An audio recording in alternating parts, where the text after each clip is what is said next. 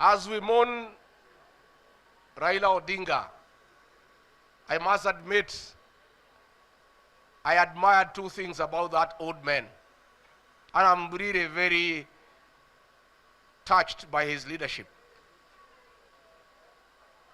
Look at the political party that he built called ODM. A strong political party that though he has never been elected president, he is able to get into every government and get what he wants. Because he has a strong political party. But most importantly, his political party, all the legislators are top-notch lawyers. These are the people who have protected Raila Odinga for 30 years. If you look at Raila's team,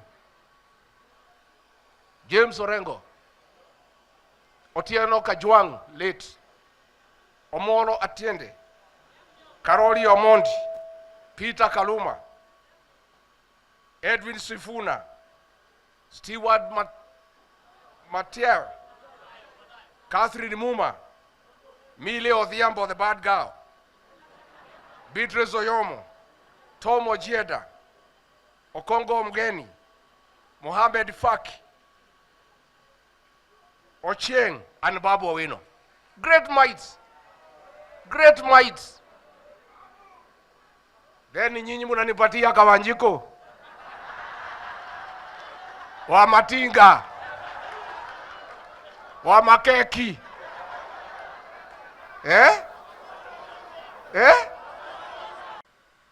Deep trouble. We are under persecution by Githinji. Our community faces extinction. Our businesses have been ruined. Our agriculture, our tea, our coffee has been ruined. Pending bills of our people have not been paid. We are in trouble because we elected Tugege to the National Assembly and the Senate. That is why we are in trouble. If the people in this room had offered themselves for election, like Gachagua, like Kagushia, like Wakilimureu, our community would not be in the shit we are in. We cannot have a country go down the drain while we call ourselves professionals.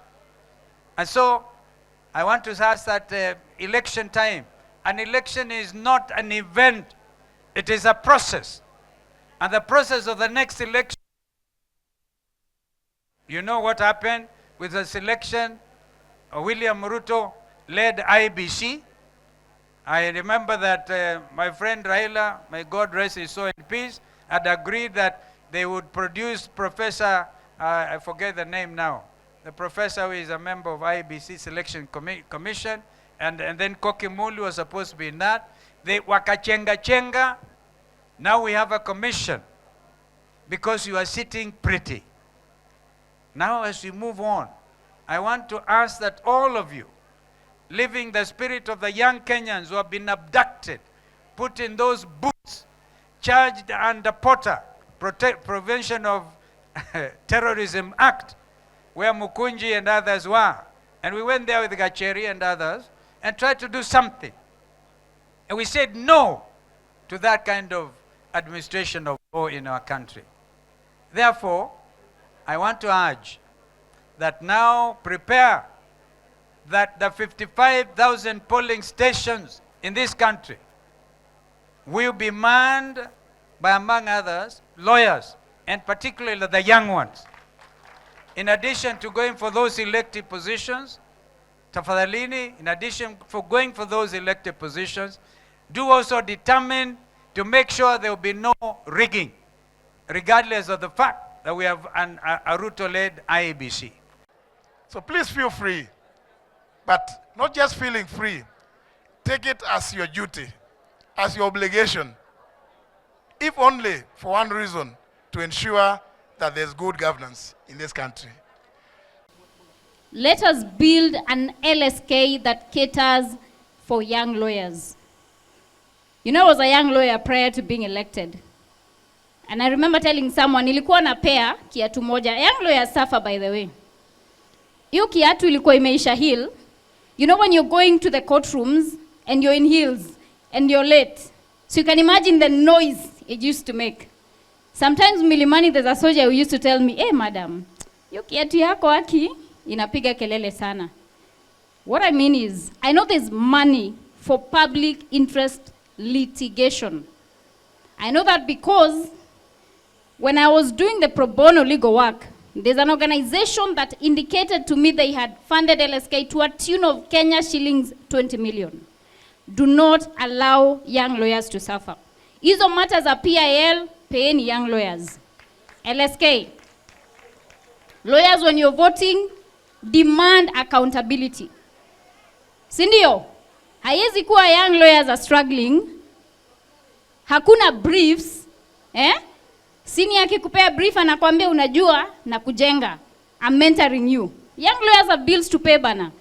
So as young lawyers, mshikilie hapo, demand accountability, demand an LSK that will serve young lawyers. The constitution is being mutilated day by day, in, out, by Kasongo regime because of the tyranny of numbers he has in the house. Come 2027, put up your spirited effort to become a member of parliament to come and defend the constitution of the day. Members, we have serious laws which have been passed without proper participation in this country. We have the cybercrime law. We have a law of capital gain. And I know you deal with a lot with clients who sell land and buy land. Kasongo regime increased the capital gain in the country from 5% to 15% so that they can continue oppressing Kenyans. Can we stand and say one term to operation of Kasongo, one term to students suffering in universities, one term to lawyers being intimidated in court, one term to teachers who are denied their right in schools, one term to Kenyans who want justice. Because we have been blamed so many times kwa sababu ya ile maneno inafanyika bunge. I want to propose that we need to create special case.